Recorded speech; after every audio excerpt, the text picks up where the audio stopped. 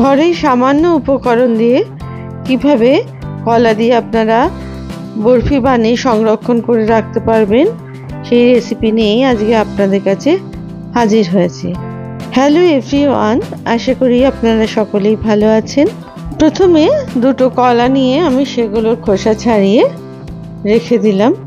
একটা কলার একটু অংশ নরম হয়ে গেছিল, তাই সেটা বাদ দিয়ে দিলাম।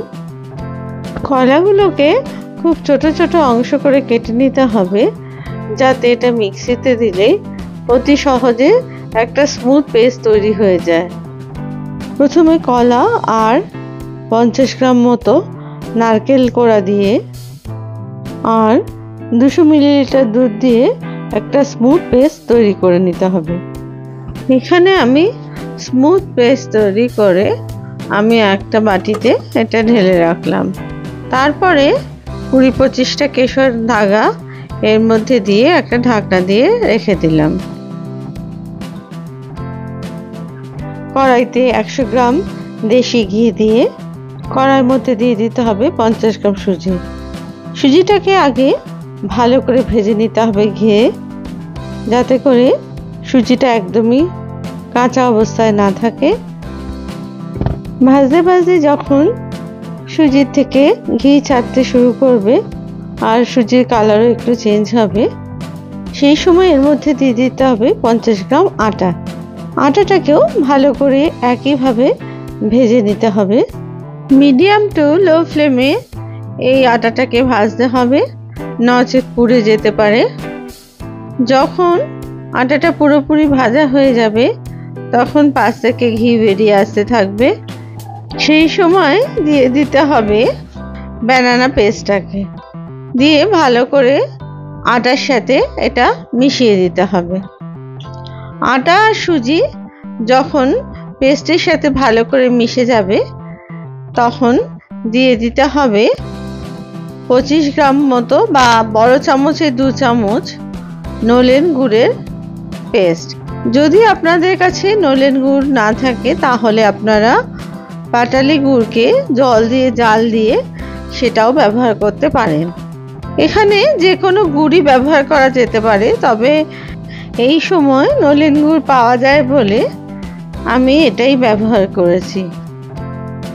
দিয়ে দিতে হবে আরও 2 চামচ ঘি, যাতে করে এই পেস্টটা কোনো কারণেই তলায় না ধরে যায় এবং খুব সুন্দর স্মুথ ভাব হয়, না হলে বরফিটা করা যাবে না। এই রান্নাটা পুরোটাই করতে হবে মিডিয়াম টু লো ফ্লেমে, নচেত তলায় ধরে যেতে পারে। এরপরে আমি এর মধ্যে দিয়ে দিলাম 1 ড্রপ ফুড কালার। এই ফুড কালারটা আমি ব্যবহার করেছি শুধুমাত্র রঙটা অন্যরকম করার জন্য, আপনারা এটা স্কিপও করতে পারেন। এটাকে ভালো করে নাড়াচাড়া করে সমস্ত উপকরণের সাথে মিশিয়ে নিতে হবে। দেখুন একটা হালকা গোলাপি রঙের রং ধরেছে এই ব্যানানা পেস্টটার মধ্যে। ভালো করে আরও 4-5 মিনিট নেড়ে নিতে হবে। তারপরে এর মধ্যে দিয়ে দিতে হবে 1 চামচ এলাচের গুঁড়ো। এলাচের গুঁড়ো দিয়ে আবার উপকরণের সাথে মিশিয়ে নিতে হবে, কারণ যাতে এলাচের সুন্দর গন্ধ এই ব্যানানা পেস্টের মধ্যে চলে যায়। এবার এর মধ্যে দিয়ে দিলাম কুচনো কিছু ড্রাই ফ্রুটসগুলো ভালো করে মিশিয়ে নিতে হবে এই ব্যানানা পেস্টের মধ্যে, যাতে করে সমস্ত উপকরণের মধ্যে ভালো করে মিশে যায়।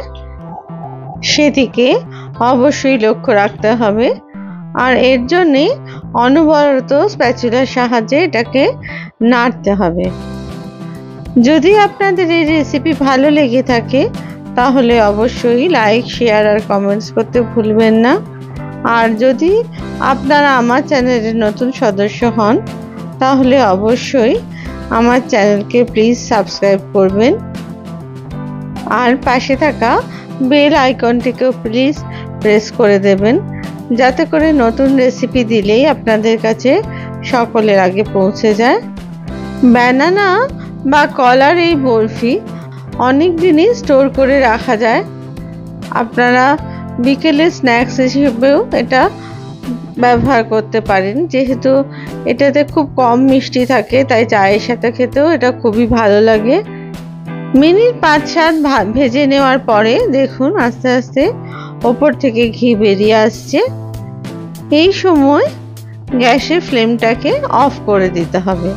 তারপরে এটাকে আরও খানিকক্ষণ নাড়াচাড়া করতে হবে যাতে করে তলার অংশটা ধরে না যায়, কারণ যেহেতু কড়াইটা গরম আছে তলায় ধরে যাওয়ার সম্ভাবনা থাকবে। এরপরে আস্তে আস্তে ছড়িয়ে দিয়ে এটাকে ঠান্ডা করার জন্য একটু রেখে দিতে হবে মিনিট 2-3। একটা পাত্রের ওপর আমি এখানে বাটার পেপারের ব্যবহার করেছি। বাটার পেপার দিয়ে আমি পেস্টটাকে আস্তে আস্তে বোলের মধ্যে দিয়ে ছড়িয়ে দিলাম যাতে করে পুরো পেস্টটাই এর মধ্যে সুন্দরভাবে ধরে যায়।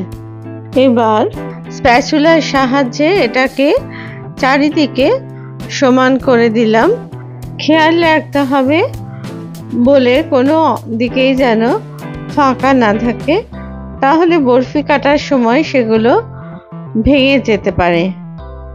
এরপরে একটা হাতার সাহায্যে আমি আরও খানিকক্ষণ চেপে দিলাম এটাকে যাতে করে একদম সমানভাবে ধরে যায় বাটির মধ্যে।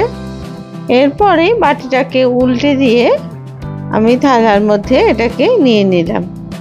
দেখুন কত সুন্দর আমার কলা, সুজি আর আটা দিয়ে একটা সুন্দর ব্যানানা কেকের মতো মিষ্টি তৈরি হয়েছে।